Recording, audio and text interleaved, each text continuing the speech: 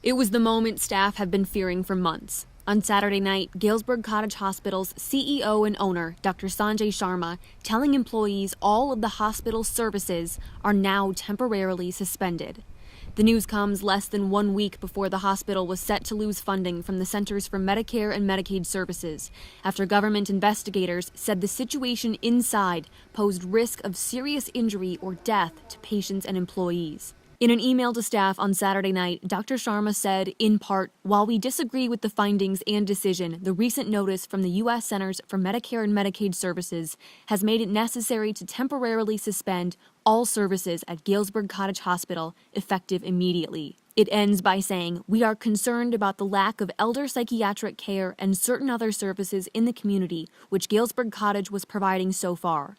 We wish the community the very best health care services in the future. Just hours before the email was sent out, the hospital was evacuated and staff escorted out of the building. This cell phone video showing alleged employees gathering outside moments after it happened.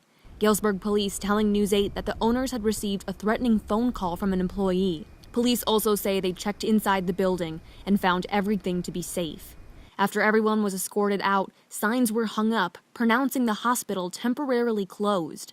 Outside of the hospital, staff saying they're heartbroken and confused. Earlier in the week, all but one of the surgeons associated with Cottage were unexpectedly terminated. The following morning, News 8 gained exclusive access inside the building, where there were no patients, empty surgery beds, and hallway after hallway of sobbing staff members asking where they would go and what would happen to their patients.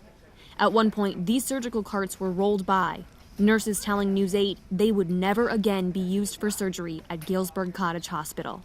By Saturday evening, any remaining staff who hadn't yet been terminated were left wondering if they'd still have a job by Monday morning.